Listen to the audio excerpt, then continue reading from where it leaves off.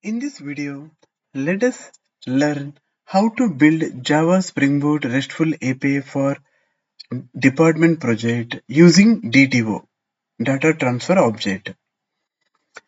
In an MVC architecture, that is a model view controller, data transfer objects are used to facilitate the transfer of data between the different layers and components of the application, particularly between the model and the view, or between the controller and the view.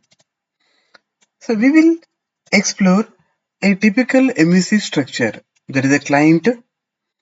The client through DTO, data transfer object, it sends request to a controller. It is also called the API layer. From controller, the request will move to service. This particular section is also called the service layer. It contains business logics. From here, the request will move to repository. The repository contains persistence logic. It is also called the DAO layer. From there, the request will approaches database. From database, the client will get the response in the form of JSON response. So now we will open a browser and will navigate to start.spring.io, that is the Spring Initializer. We will open the Spring Initializer and we will create a project. The Spring Boot project we will create. In the project, we need to select the Maven and the language is Java. And Spring Boot version is 3.5.6. We have selected. And project metadata details com.gentek. The artifact name is Spring Department DTO. The description, we can bring the same description now.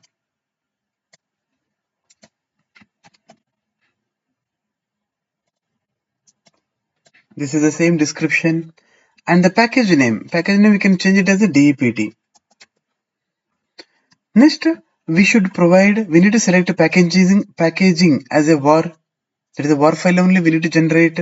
And Java version is, we have selected the 21. So now we need to add the dependencies. So now we can add the dependency. First dependency is Spring Web. Since we are using a MySQL database, we should select dependency as MySQL driver.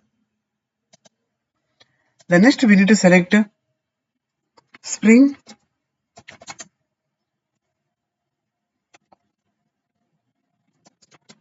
Data GPA. So this is the dependency we need to select. The another one called, we need to select Lombok. The main purpose of Lombok to reduce boilerplate code. And next one called Spring Boot DevTools. So the Spring Boot DevTools provides fast application restart. If we can do any changes in our application, further, once after done any changes, we should stop the server Spring Boot project and again we need to restart it.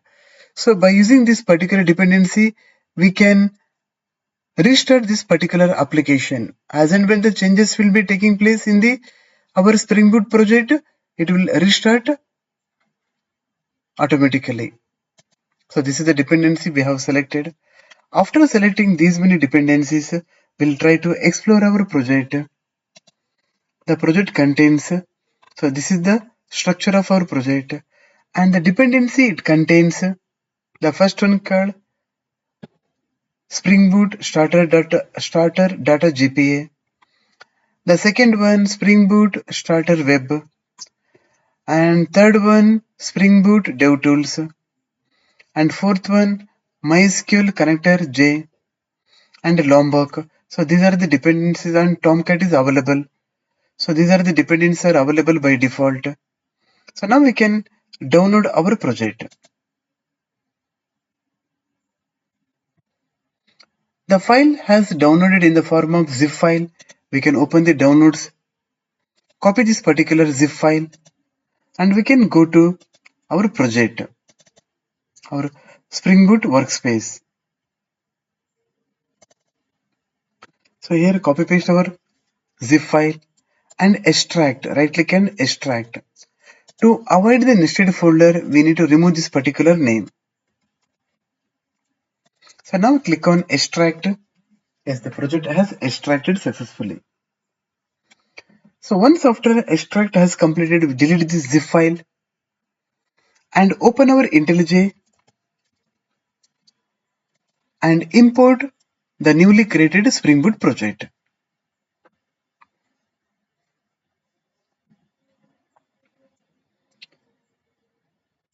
Go to File, go to File, Open. So go to C drive, the Spring Boot application. Here we have a project called Spring-Department DTO. Select this particular project and click on this window, and it takes some time to resolve Maven dependencies.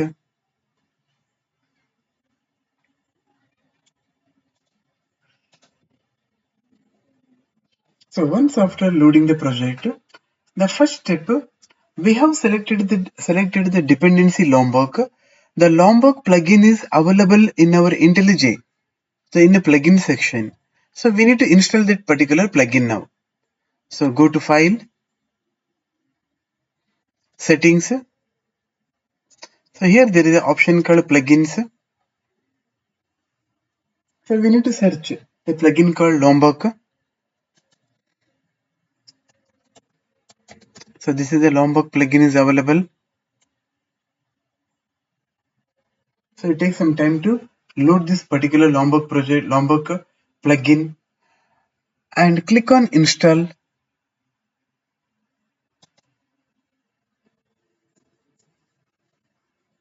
So it is installing the Lombok. Yes, Lombok has installed. So click on apply and click on OK.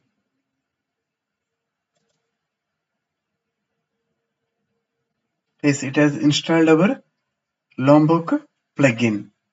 Once after installing the Lombok plugin, in the next video, we will create the package structure in our Spring Boot project. Thank you. And we need to update the application.property files also we should update. Thank you.